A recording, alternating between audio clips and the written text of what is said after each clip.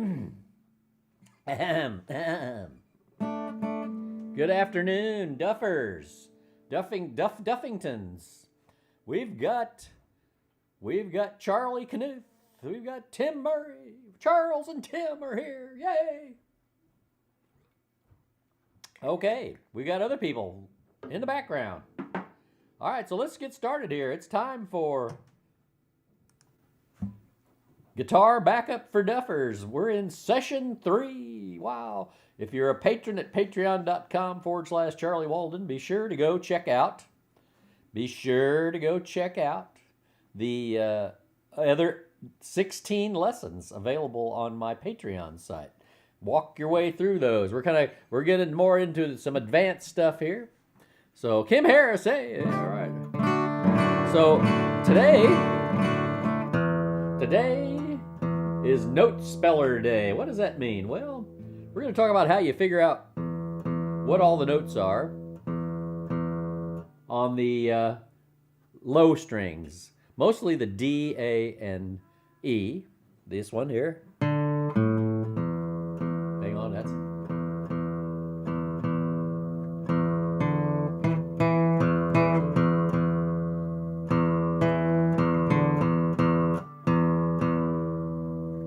Give me a second. The strings are a little old, so they're a little cantankerous, but we'll struggle by. I have 66 F25. What does that mean? I don't know, but it's okay. This is an old B25 Gibson there, see it? This is Pat's guitar she got from her brother-in-law many years ago. I think it's like a 1965 model. I play this one a lot on the program. It's light, small, easy to hold on to it, and plays pretty good. So let's talk about what we're going to do today. So, you know, where we're headed in what's session 3 of Guitar Backup for Duffers, where we're headed is we're going to learn to play closed position chords. I didn't teach you, I showed you how to use. I assumed in Duffers sessions 1 and 2 that we would assume you knew all the cowboy chords, so I didn't bother teaching those. You can get those. You can get a Mel Bay Book 1 and learn those if you don't already know them. Or anybody down the street who plays the guitar knows these chords, that kind of thing. So those I assume you already know. So what we're doing now is we're going to move into the closed position chords here in session 3, and they're particularly nice for playing waltzes. They're nice for backing up swingy tunes, Texas-y sounding tunes, Western stuff, So let us, by closed position, then I mean, you're only playing notes that are your fingering. That sort of thing. Okay, but first to do that, we really need to know the notes of the fingerboard up to the 12th fret. At the 12th fret, of course, it just starts repeating, and who wants to play up here? I don't know. It's not much use for playing rhythm. It's good for playing lead, I suppose. Let me have a little swallow of this here green tea. And we'll get started. So first I'm going to show you what you already know. Let's look at what you already know. You probably know a lot of this already, but we're going to start thinking of it in terms of the scales and arpeggios as well. So let's name the notes. Of course, we can name the notes. I always start. These are the top strings. They call them the top strings because they're high. They're note-wise they're top. They're actually on the bottom, of course, close to the floor. But let's name the strings here. Let's go E, B, G, D, A, E. Now, if we finger the fret on the 12th fret of each of those strings, it's the same note. It's just an octave away. Octave, like an octopus, okay? Octagon. Okay, so E, B, G, D, A, E.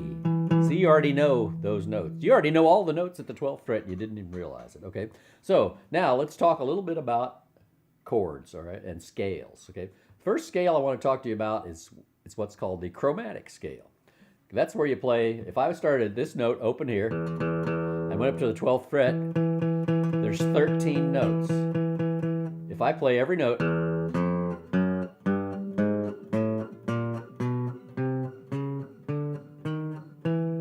13 notes. You can count them with me. Here we go. 1, 2, 3, 4, 5, 6, 7, 8, 9, 10, 11, 12, 13. Now that is the same note, but it is a certain distance away. Now let's start to talk about that, that distance away. But to do that, I'm going to use the G string. The third string. Actually, the fourth string. 1, 2, 3, 4. Okay, but it's the third from the top here. It's one of the lower strings, you know. Okay, so let's just think about what a major scale sounds like. I'm going to just play one.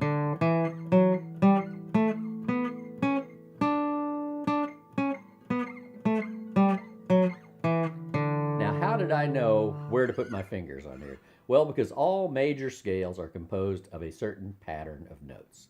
Now, let's talk about intervals here for just 1 second. I'm giving you a lot of terminology here today, but you can come back and watch this video as many times as you want. So let's talk about steps or intervals. So if I play from this note, that's an A actually, but let's not worry about what it's called. If I play from this note, 2nd fret on the G string, everybody find that, to the 3rd fret on the G string, that's a half step, half step, half step, half step. If I go from the 2nd fret to the 4th fret, that's a whole step, okay?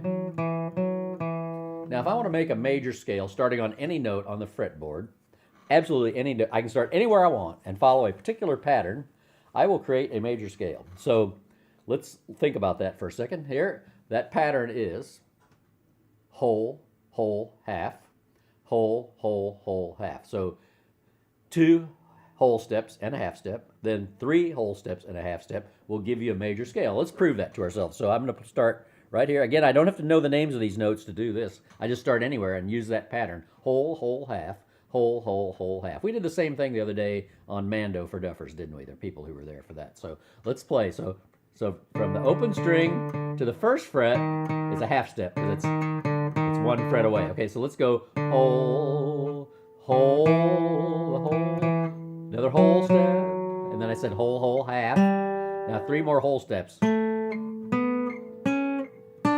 just made a major scale. It's actually G major scale because I started here and went all the way to here. Now, what is an octave? Well, oct8, right? So it says that an octave is 8 notes away. In a major scale, it's 8 notes away. So it's 1, 2, 3, 4, 5, 6, 7, 8. So that's an octave.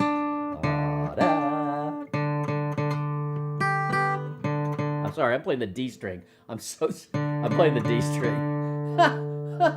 I've been told you all I always play the G string. I'm playing the D string. Sorry about that. So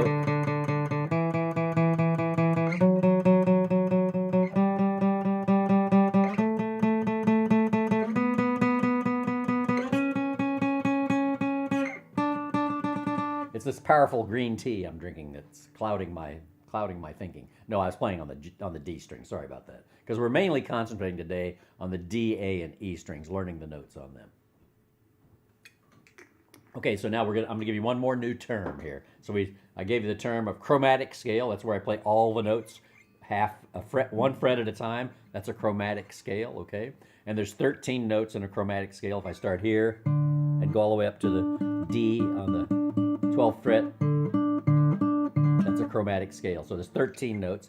I said if you play a major scale, it follows a pattern of whole, whole, half, whole, whole, whole, half. So that would be all the way up to here like this. 1, 2, 3, 4, 5, 6, 7, oct, 8 notes away. So that's an octave. That happens, this is an octave too.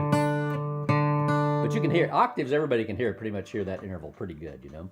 Okay, so I'm going to give you one more term now. So there's a name for notes that have 2 names. So if this is G, and by the way, you know, right, that music starts at A, B, C, D, E, F, G. There's no note H, right? I've looked for it for years. I've played it sometimes without realizing it, I think. But no, so when you go A, B, C, D, E, F, G, it starts back again at A, B, C, D, E, F, G, and so on, right? So G, and there's no H, so I'm going up, right? So I have to play G, A, G, A. So the 2nd fret is A, This note here can have two names. It can be G sharp, or it can be A flat. It's the same note. It's got two names. That we call that an enharmonic note. E-N-H-A-R-M-O-I-N-C, an enharmonic note. And that's useful because we want to figure out what the how many sharps and flats are in a particular key. We might want to understand that in future. So let's just, that's a new term for you there. There's notes that have, now, but see, some of the notes don't have a note between them. What? Yeah, let's play those. So let's actually do, let's start on the G string. Let's play on the G string here. The third string, 1, 2, 3. So it's G, A, B, C. You see, there's no note between B and C. I know that's C because if I follow my pattern of whole, whole, half, whole, whole, whole, half, I go whole, whole, half, A, B, sorry, G, A, B, C, whole, D, E. I have to play whole, but there's no space between E and F. So there's two notes that don't have any space between them. Between B and C and between E and F, there's no half step. They're right next to each other. If you look on a piano, you'll see there's two keys that don't have a black key between them. It's the same kind of thing. So between B and C, there's no black key, and between E and F, there's no black key. So that means it's a half step away. So G, A, B, C, D, E, F sharp, G.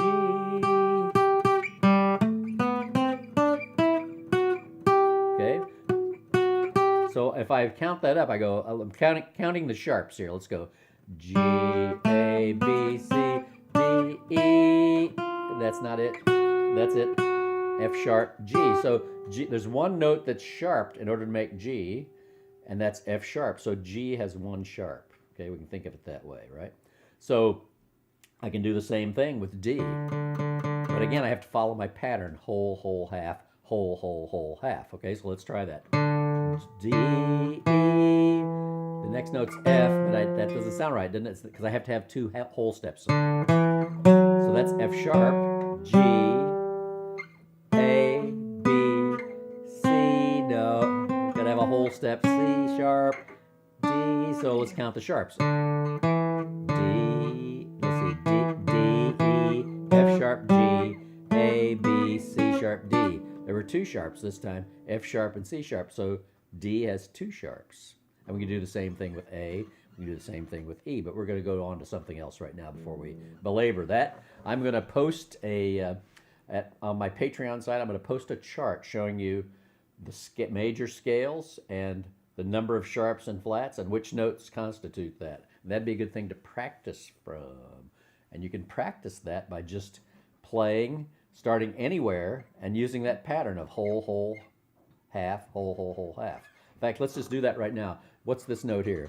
So that would be A, B, C, because remember there's no note between B and C.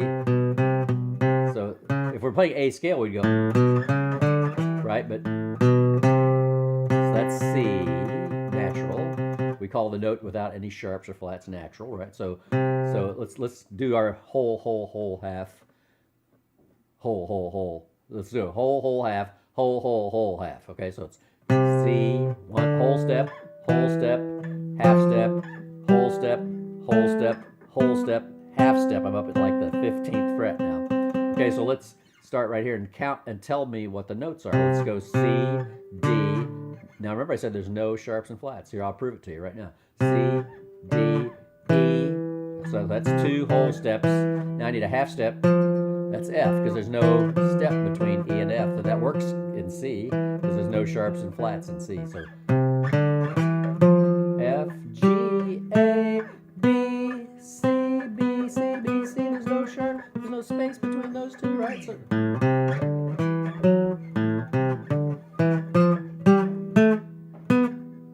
okay, good. So now let's walk around and on these bottom three strings and figure out what all the notes are, shall we? Let's do that right now. Okay, so Yes, enharmonic. That's right. It's a great word, isn't it? Okay, so let's figure out what notes we know. So we already said we know these notes, right? We know D, A, E. That's the ones we're mainly concerned about because those are mostly the root of chords. The bottom note or the lower note we play are going to be on these strings. Unless you're playing little twinkly chords up here, we're mostly not doing that when we're backing up fiddle music, right? So let's look again at what we got here. So we got D, A, E, and then at the 12th fret we got the same notes, right? D, A, E, because that's an octave, right? 8 notes away. I proved that to you earlier. Now, let's look at some other notes we already know. Remember back in the olden days before the electronic tuners when we used to tune with our ears? And we used to have to compare one note with another? Remember we used to do that at the 5th fret? So at the 5th fret, the next, that note's the same note as the string up from that. So if that's I'm on the 5th fret of the E string, that's an A, isn't it? Because it's the same as that open string, right? Oh, wow. Okay, so I know those notes. And then this 5th fret of the A string is a D. I know that note too. And this 5th fret of the D string is a G. Right? Okay, good. Now, so we know those. We know these, and we know the ones at the 5th fret. You already knew those, you didn't realize. Now another way to tune is with octaves, comparing octaves. Well, if you play the 7th fret of the string above I mean higher, we're going to use that terminology. It's the same note as that note below. So if I play 7th fret on the A string, that's E. I say play 7th fret on the D string, that's A. If I play 7th fret on the G string, that's D. So now we just learned some other notes, didn't we? We know some other notes here. So let's see what we know here. Let's see. We know the open strings, those 3 open strings, the bottom ones. We know what they called at the 12th fret, same name. We know what they're called at the 5th fret because that's the same name as the string higher. We know what they are at the 7th fret because that's the string lower. Okay, we're on our way. We're well on our way to learning all the names of the notes on the bottom 3 strings. So let's continue on from there, shall we? Yes, I do remember tuning that like that by ear. Yeah, it's amazing. You can still do it. I've tried it a few times. I've been caught flat-footed without my tuner, and by gosh, but you know what? You get, when you're tuning by ear, you can't be lazy, and I'm powerfully lazy. I like horribly lazy. And so that's why I love the electronic tuners. Okay, so let's see here. Let's see where we're at here. So now let's look at this playing the scales again on each of these. The scale using that pattern, whole, whole, half, whole, whole, whole, half. Let's do that with the D string. Okay, so D, a whole step away is E, a whole step away is F sharp. Then I said I need a half step, so that'd be G. How do I know that's G? Remember at the 5th fret, it's the same note as the one next higher one. A, how do I know that's A? Because it's the same one as the one below, right? Now another whole step, B, C sharp, D, okay? Now let's figure out what the notes are immediately below these octave notes, this 12th fret. That's D. Immediately below D is C sharp. Immediately below, that'd be A, is G sharp. That's E, right? Immediately below E is D sharp. Okay? Okay, so now let's play another scale. Let's play a scale on the A string. Okay, so remember, what's our pattern again? Say it to yourself: whole, whole, half, whole, whole, whole, half. So I need a whole step. That'd be the second fret. A, B, C is there, but that's not right. It needs to be the whole step, so that's C sharp. Okay.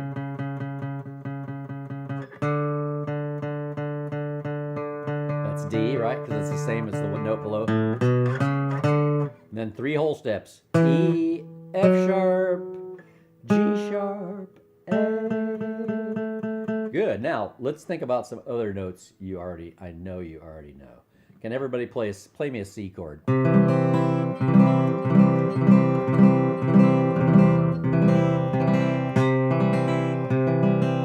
Okay, now, what's that note? Do you know what that note is? That's the root of the C chord, right? Well, what note is it? It's C. So that's C, and we already kind of proved that, didn't we? A, B, C.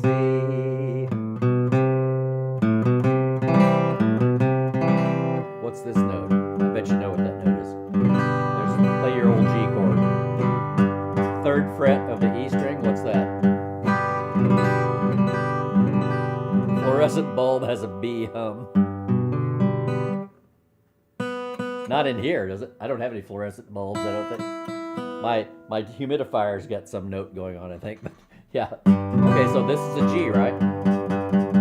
Now, how can I prove that to myself? Always look for a way to prove it. You know? Well, there's the open G. Same note, isn't it? Same as this note. Oh, sorry.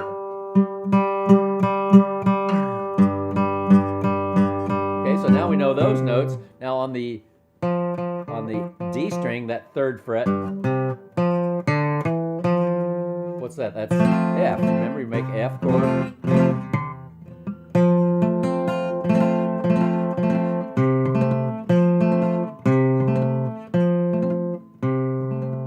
Good. So that's F. So now we know those 3. So this is G. 3rd fret notes. What are they? On the D string, it's F. On the A string, it's C. And on the G string, it's G. Natural. Those are all natural. G natural, C natural, F natural. Now, if I go up 1 note above G, what is that? What is that going to be called? That's going to be called G sharp. If I go 1 more note chromatically, that's called A. If I go back from A, what's G sharp or A flat, right? Again, that's N harmonic. You know, that's one of those notes with 2 names. Okay, good. So now let's just see if we can play a chromatic scale. I'll name all 13 notes from here to here, from the open E to the 12th fret. Can we do that? Let's try it. Okay, E. Now, if I go to the next, this note right here, what do you think that note is called? The 1st fret on the E string. Well, remember you do that. Remember, you know this chord? What chord is that? That's F, right? F, the old F bar chord. Well, that's F. And why else do we know that's F? Because there's no note between E and F. It goes E, F. There's no sharp flat. There's no N harmonic note between those 2. So that's E, F, F sharp, or G flat. What did I say the 3rd fret on the E was called? G, G sharp, or A flat. Remember, the 5th fret is always the string above. Okay, so that's A sharp, or B flat, B. Now, remember between B and C, there's nothing, right? So that's C. Okay, keep going. The next note up from C is C sharp. D, or remember C sharp could have been called D flat. It's got 2 names, but let's go on to D. D sharp or E flat, and finally 12th fret is what? It's the same name as the string. E. Good job. Okay. Now here we're back on the A string. What's that first note called on the A string? It's not called B because there's a space between A and B. That's one of our N harmonic notes, so let's call it A sharp or B flat. guitar. In fiddle music, we'd more likely call that a B flat. So it's either one. The next note is B, right? Because that's a whole step away from A is B. There's no note between B and C, so that's C. Okay, now let's go on. C sharp, D. C sharp could have been called what it too? D flat, right? Okay, D. Now there's a space, but we're going to play the next chromatic note away is D sharp or E flat. Here's E. Now remember there's no note between E and F, so what's this next note called? F. And then F sharp. And then G. And then G sharp. And then we're at the 12th fret. What's that going to be called? Think about what string we're on. It's the same name as that string, A. Okay, G. G sharp or A flat, A sharp or B flat, B, I'm at the 4th fret, I'm going to the 5th fret, what's that note's called? There's no note between B and C, so that's just C. Next fret is C sharp or D flat, D. Remember I said that at the 7th fret, it's the same name as the next lowest string, so that's D, right? Keep going, D sharp or E flat, E. Now I'm to E. Is there a note between E and F? No, there's not. F sharp or G or D flat, sorry. And finally D, right? Right. You know, I messed that up totally. I was thinking I was on the G string. Start back over again. That's D. Sorry, I thought it was G. I'll erase that part from the video. Okay, so D sharp. Gotta erase that part from the video. D sharp, E. There's no note between E and F, so this note's F.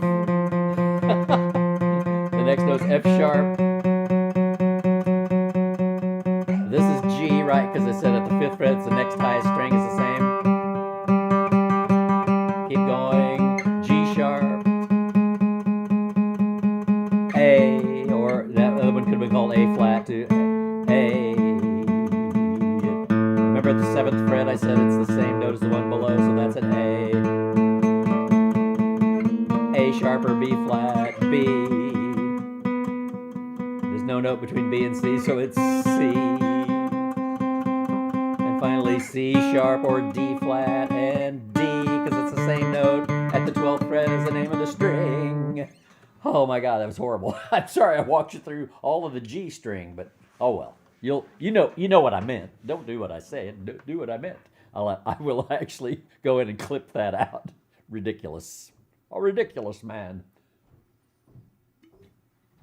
Okay, so now let's talk about one other thing.